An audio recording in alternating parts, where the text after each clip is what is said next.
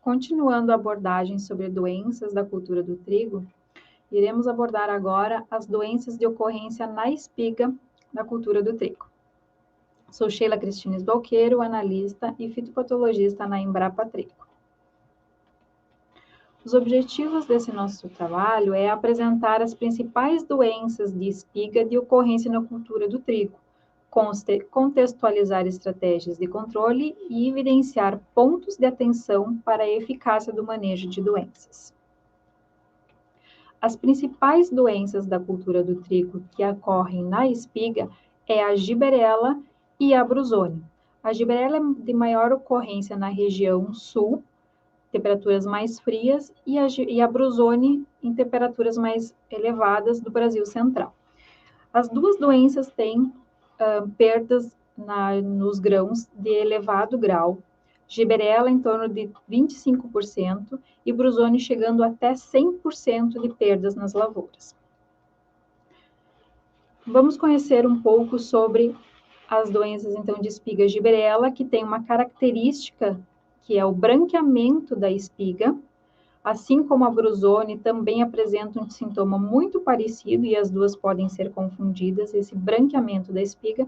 A diferença é que a giberela apresenta, então, um aspecto mais áspero, com alguns sintomas a mais de pontinhos pretos, chamados peritécios, e às vezes até com a coloração alaranjada da presença do fungo. Diferente da brusone, que olhando-se mais detalhadamente a espiga, é possível ver uns sintomas mais acinzentados, pontos mais escuros, a partir do ponto de infecção do fungo na espiga, e a partir desse ponto a espiga apresenta descoloração, tornando-se pálida.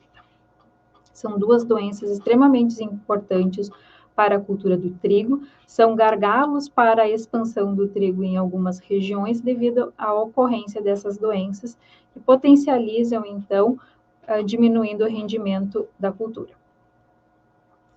Entrando sobre a brusone, então, esse aspecto da espiga esbranquiçado, a partir do ponto de infecção do fungo, esse ponto mais marronzinho, mais acinzentado, onde ocorre a entrada do patógeno na espiga, a partir desse ponto, toda a espiga não faz mais a translocação de fotoassimilados, então não ocorre mais o enchimento de grãos e aumento desses grãos que darão a produtividade da cultura, ficando assim prejudicada a lavoura. A ocorrência dessa doença varia em torno de 24 a 28 graus, então são temperaturas um pouquinho mais altas, que encontramos mais do Paraná até a região central do Brasil, então com uma ocorrência mais dessa região da brusone, e períodos sempre constantes de chuva, com umidade relativa acima de 90% e mais de 10 horas de molhamento foliar. Então, regiões que têm essas chuvas mais prolongadas, pode ter a ocorrência da brusone quando estiver na fase de espigamento. A brusone não significa que esteja só na espiga, ela também pode ocorrer nas folhas, formando esses sintomas mais elípticos, de coloração mais escura no centro e mais clara ao redor, e um ponto mais acinzentado no centro da lesão escura. Então, chama atenção, quando se está nessa imagem, que duas cultivares, uma com uma resistência um pouco maior que a outra, então apresentando menos espigas com o sintoma de branqueamento, e uma outra cultivar com suscetibilidade mais alta, então com todas as espigas praticamente com um sintoma de branqueamento, levando a total perda da cultura. Mais acima é possível observar que é uma faixa mais verde, é um trigo plantado numa época diferente da parcela anterior, então apresenta ainda-se bastante verde, então essa é uma das formas de escapar da doença, do ponto crítico de ocorrência da doença com condições favoráveis. Então, as cultivares com resistência maior e as cultivares que são plantadas em épocas diferentes para sair do período crítico de ocorrência das chuvas associada ao espigamento. Observando, então, algumas plantas e a ocorrência do patógeno em diferentes fases da espiga, se observa que, quanto mais tarde for infectada a espiga, menos sintomas vai se ter de brusone nos grãos. Quanto mais cedo infectada, os sintomas são mais severos, são grãos mais xoxos, mais pequenos, afetando o peso hectolitro e o rendimento daquela cultivar. Quais o manejo que será realizado quando tiver ocorrência, então, de regiões com a presença de brusônia? A rotação de cultura não é eficiente para essa doença, uma vez que ela fica nos restos culturais e também em hospedeiros que podem transmitir esse patógeno para as plantas de trigo. Então, a principal estratégia de controle é o uso de cultivares resistentes, apesar de não termos tantas cultivares até o momento com uma resistência mais elevada, mas sempre optar por cultivares que tenham alguma resistência genética. Utilizar sementes sadias, visto que o patógeno também pode ser transmitido via sementes. Fazer uso da época de semeadura, tentando escapar da época de risco, onde houver mais chuva na fase de espigamento. Também observar ou fazer um monitoramento dessa presença da brusônia nas folhas, que pode acarretar em 100% das perdas. E fazer uso do tratamento de sementes e também do tratamento químico da parte aérea, apesar de não serem tão eficientes. Vamos entrar, então, com a doença Gibberella. A maior importância dessa doença para a região sul é devido a duas características: ao rendimento que é afetado e também a presença de micotoxinas nesses grãos produzidos pelo fungo que ocorre a Gibberella. Então, a característica das espigas é esse esbranquiçamento das espiguetas, o desvio da arista, característico pela doença de Gibberella, e às vezes até a presença de uma coloração de cor alaranjada quando ocorre mais esporulação do fungo. É observada em algumas espigas. A diferença é que a Gibberella ela pode ocorrer tanto na espiga inteira, metade da espiga ou apenas em algumas espiguetas. Essa variação pode ser em função da resistência genética, pode ser em função da aplicação de fungicidas, que em algumas partes foi efetivo e outras partes da espiga não foi tão eficiente, e também pela presença do patógeno em menor quantidade num ano que for tão favorável. Então, pode ocorrer apenas em algumas espiguetas ao longo da espiga. Quando se retira essas espiguetas das espigas e fica com a rax, é possível observar que ocorre um escurecimento da rax no sentido de cima para baixo. Então, descendente. Quando você tira essas espiguetas, você vê esse escurecimento da rax, que pode ir até a base da rax. Então, a Gibberella tem essa característica que pode produzir esses pontinhos pretos que ficam mais ásperos, chamados peritécios, e essa coloração mais alaranjada. Essa presença do patógeno na palha, nessa espigueta, quando a cultura é colhida, esse resto cultural vai ficar na palhada. O fungo vai ficar presente ali e na próxima cultura já vai ser fonte de inóculo para novamente a cultura do trigo. Então, observar a presença desses sintomas na palhada quando houver o cultivo do trigo, de trigo sobre trigo. A principal característica que afeta a qualidade dos grãos, então, é a presença de micotoxinas, principalmente a micotoxina deoxirrivanolol, a chamada DOM. Então, os grãos que apresentam o fungo, que apresentam essa Gibberella, eles são grãos mais xoxos, são menores, mais esbranquiçados, às vezes até rosado com a presença do fungo. Isso desqualifica esse grão para moagem e também pode causar sérios problemas em relação à saúde de humanos, com a presença da toxina, e também de animais, quando for utilizado para a ração. Quais as condições favoráveis para a ocorrência da Gibberella? Então, a temperatura de 20 a 30 graus é mais favorável à ocorrência da Gibberella, e se estiver a fase de espigamento, é uma fase mais crítica, onde ocorre, então, a presença do fungo que vai penetrar nas espiguetas e entrar até a espiga, desculpa. Então, a floração ela é mais sensível e acaba que o patógeno penetra nessa planta com mais facilidade, e a dificuldade de fazer o controle químico justamente por ser a espiga ela ser um elemento vertical e não ser possível fazer, então, um controle mais efetivo. Então, a fase de florescimento associado a uma temperatura de 20 a 30 graus, mais um molhamento contínuo de 30 horas de folhas de espigas molhadas, isso vai dar um elevado grau de doença. Então, em anos que geralmente tem El Ninho, ele pode ser mais favorável à doença, devido a ter uma temperatura um pouquinho mais elevada e maiores precipitações de chuva.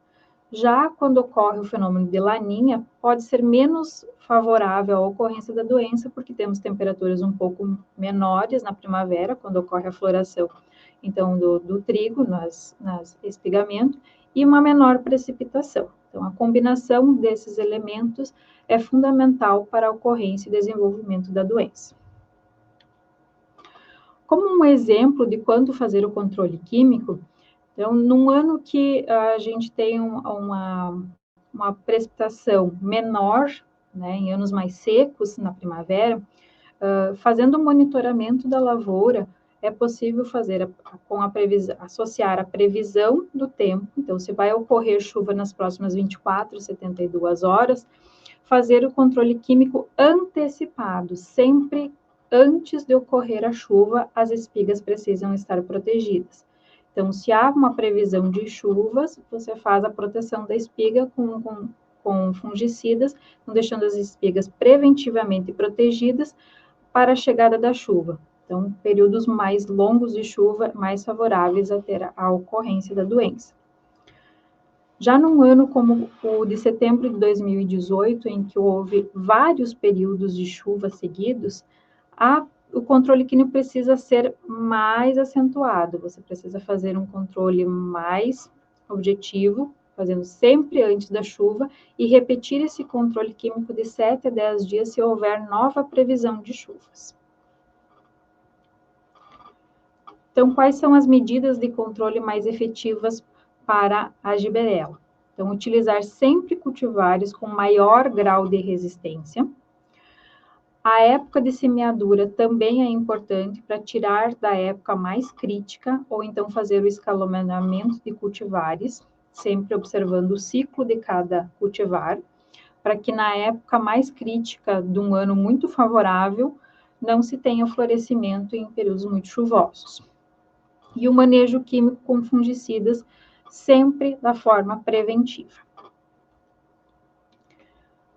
Então, fazer esse monitoramento da previsão de chuvas quando a minha lavoura estiver espigando. Então, vai chover nas próximas 24, 72 horas, fazer a proteção da espiga quando ela estiver em florescimento, com as anteras soltas até o grão leitoso. E reaplicar, então, se necessário, a cada 7 a 10 dias, sempre observando, então, a previsão de chuvas. Usar a tecnologia de aplicação a favor dessa proteção das espigas. Então, utilizar um volume de calda acima de 150 litros por hectare, dar preferência a bicos de aplicação, a pontas de aplicação que tenham ângulos diferentes na mesma aplicação, geralmente os de 30 e 70 graus, para pegar os dois lados da espiga, então proteger a espiga por completo, fazendo essa melhor cobertura e usando a tecnologia de aplicação a favor. Uma vez que os fungicidas, pelo fato do alvo, ou seja, pelo fato da espiga ser um alvo vertical e de difícil controle, os fungicidas eles precisam ser aplicados de forma mais adequada para se ter maior eficiência. Como sabe-se que um fungicida na espiga não tem uma translocação muito boa, então essa eficiência acaba baixando. Os produtos eles são bons, mas o problema realmente é a aplicação na espiga, que é um alvo difícil. Então, os fungicidas têm em torno de 60% a 80% de controle de eficiência sobre essa doença. Lembrando sempre que o controle de manchas foliares deve ser independente do controle para a giberela, optando por produtos que sejam mais eficientes e mais direcionados para o alvo giberela. Qual a diferença, então, de giberela para brusone, já que apresentam sintomas muito parecidos? Então, a brusone e a giberela, quando olhado numa espiga inteira, você pode confundir, pois são espigas que apresentam esse esbranquiçado de uma parte das espiguetas, ou de todas as espiguetas de uma espiga. Quando se retira essas espiguetas da rax, observa-se que, em Gibberella, há um escurecimento da rax do sentido de cima para baixo da espiga, podendo chegar até a base. Já a Brusone, esse escurecimento ocorre em apenas um ponto, ou mais de um ponto, no caso onde ocorre mais de um ponto de infecção, mas é apenas naquele ponto e não é descendente, não vai ser de cima para baixo. Apenas vai ocorrer o branqueamento daquele ponto de infecção mais escuro para cima, ou seja, não há translocação mais dos fotoassimilados e os grãos acabam não sendo enchidos e fazendo a maturação correta. Então, observa-se que os grãos de Gibberella são mais esbranquiçados, mais xoxos, e às vezes até rosado, diferente dos de Brusone. Os de Brusone permanecem com a mesma coloração dos grãos normais, só que são de menor tamanho, diminuindo então o peso hectolitro e o rendimento. Aqui para exemplificar, então, quando você retira as espiguetas e espigas com sintomas de Gibberella, esse escurecimento das rax, diferente do de Brusone, que não tem o escurecimento da rax no sentido descendente.